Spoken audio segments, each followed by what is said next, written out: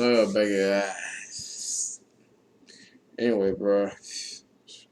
Best and worst signings of this NBA free agency 2022. Hopefully this shit work out, man. The Wi-Fi been kind of bugging lately, bro. Kind of pissing me off. After a hectic period of time early in July where we saw tons of free agency signings get announced back to back to back, things have now cooled off a bit, and we can now look back and reflect on everything that went down now that the dust has settled. A surprising amount of teams were pretty active during the period, and a lot of money was thrown around, while some teams used that money to address areas of need. That done crazy. That done crazy about that. I ain't gonna lie. With their spending. And that brings us to the topic of today's video. Today we'll be where this nigga dunk though? Of the best and three my man's is not a dunker. Signings from this free agency period this year, based on a combination of how much money they were paid, how long the deal was, their fit with the teams that signed them, and a few other things, obviously. Before we start, though, make sure to like the video and subscribe to the channel, as all support is very much appreciated. Now, with that being said, let's begin. We'll start with the three best signings of the period, and the first one that falls into this category is Zion Williamson signing an extension with the Pelicans. This may seem... Oh yeah, by the way, Dame just signed the extra 2-year extension contract, 122 mil. That's a W bag by Dame for shit though. Now, I don't want him complaining about not being able to win, because you know what you just did. I heard some other people talking about that ain't like, I mean, it's 2 years, like for deeper, that's a deeper bag. You know what I'm saying? But people was talking about like, he just ate up the cap space. But shit, I mean, that's a different, I don't know. Hey. Best signings, and some of you may even believe it should instead be on the worst list because of how much money he was given despite his limited availability to this point. But the fact of the matter Zion shit, he gonna get that bread. Future is a massive win for the franchise after all of the question marks that have surrounded his situation. I've covered the Zion. No, the Zion bag is a W. I said it. I agree. You just gotta come and hoop. You gotta come with it. Gotta come and hoop. You know. But signing the extension now shows that he's ready to build something great here. If the Pelicans didn't throw the money at him, then the risk of him wanting out would have increased, and losing him is a far worse outcome than paying him this much money, because ultimately when Zion has been on the court, he's been a nearly unstoppable force in the paint. The team made the playoffs. He averaged like 27. Without him. They're getting him back this year, and things are trending upward for the franchise. Hey, low-key, if he would have played against that Suns series, they would have won. They would have beat the Suns. The next signing up that I would consider one of the best of the summer is John Wall, signing with the Los Angeles Clippers. Hold on, he signed 13 million. He signed 13 million for 2 years. Go down as either side intended, but after essentially being paid to take a year off last year, the two finally came to a contract buyout agreement, and after that got finished, the Clippers landed Wall on a 2-year deal worth about $13 million.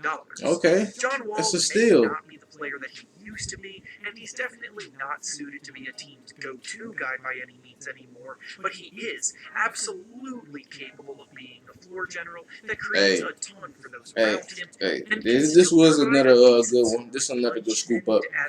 John Wall gonna hoop. He's not gonna be John Wall, but you know, shit. All they need is about at least what 65% of John Wall, or 65% John Wall, maybe a 70, and they cool. You know what I'm saying? Easier opportunities for those two, and that's exactly what he's still more than capable of doing. Reggie Jackson had a bit of a down year last year, and after him, the Clippers' point guard depth was pretty thin, so I really loved John Wall starting, man. Signing. The third and final best signing of the summer on this list that we'll be discussing today 1 year, 1.8, that's a steal. With the Brooklyn Nets. Yeah, he got defense. He can play deep. Has overtaken the attention of I wonder why he cut off the braids, though. So things like this move have flown way under the radar. We're obviously still waiting to see how the KD situation plays out, and obviously nothing about this is ideal for the Nets. Didn't Brogdon get traded to the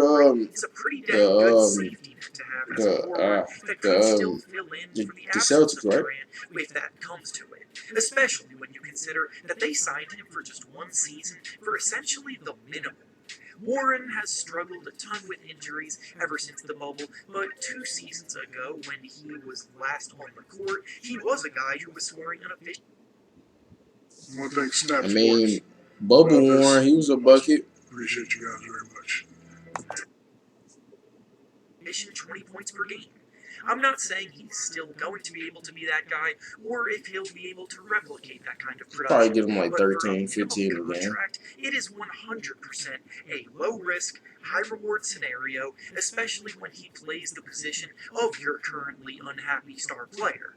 The Nets still want to be able to contend for the playoffs even after trading Durant because of the fact that they traded away all of their future draft picks, so there's nothing worth tanking for, and a guy like Warren can definitely still help them win games.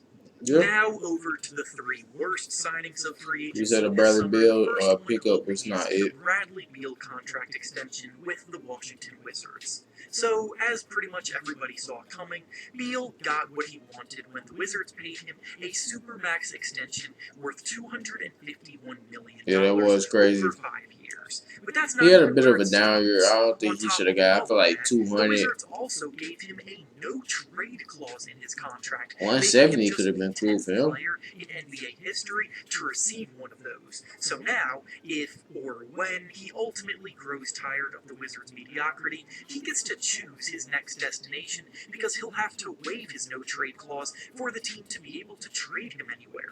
Again, this is a move I've discussed a ton in the past because it was clear as day that this was Beal's plan from the beginning, and the Wizards just let it happen. Beal held the team hostage all this time, waiting for his big payday to come, while also talking he got his big payday about how focused he is on winning, and now he's finna try to get the fuck up out of there. Which, if we're being realistic, just But who gonna want that contract though? we all know that he's going to request a trade in the near future, and now he holds all of the cards over the head of those in charge in Washington. That's what I'm saying. Like, who gonna want his contract though? Who wanted? Who needed that bad? The summer was Marvin Bagley re-signing with the I feel like he's in a new scene. Specifically, He in a new Bagley scene. re-signed with the team that he was traded to last season for 3 years and about $38 million, which is just a lot of money for a player in his situation. Bagley I feel like he's in a different situation. He got a different chance to develop. He did get a fresh start and looked more comfortable out on the floor, so while there isn't necessarily an issue with his fit on the team per se, we have to look at the bigger picture for the Pistons. This is a team that has a total logjam in their front court right now, and they weren't even bidding against anyone else for Bagley when they gave him this amount of money, as every report that I've seen has said that no other team was offering Bagley that much money that the Pistons gave. The Pistons also still have both Kelly Olynyk and Isaiah Stewart on the roster that play the center position. They acquired Nerlens Noel on draft night, and they acquired the draft pick that ended up becoming Jalen Duren, who is yet another young center who will need minutes as well. Damn. So they have a lot of mouths to So they got a lot of big men. They on that Orlando Magic shit. Orlando Magic doing the same thing, just drafting big men. I think they just got another big man, didn't they? And What the finally, fuck? the last bad signing of the summer will No, actually, the Magic be having a lot of guards. going to the Denver And Nuggets. big man. The Nuggets entered the summer Oh, looking for shit. quality Okay, backup center DeAndre. to play behind Nikola Jokic, and I'm not joking when I say that they may have And opted niggas to go do. with the worst option available to them. Last season, DeMarcus Yeah. Cousins did a pretty serviceable job in that backup center role, but if they were looking to upgrade from what Cousins brought, then DeAndre Jordan in the year 2022 is not that. It still feels like people are enamored with the hypothetical of Jordan because of what That is he a little used to be crazy as a player, they instead of made that focusing move. on what he actually is now. Because what he is right now is a legitimate detriment on both ends of the floor, and both the Lakers and the 76ers learned this the hard way last season. Jordan's defense has fallen off a cliff, he's very slow-footed right now, and his ability to rebound the basketball does not outweigh all of the negative that comes with him.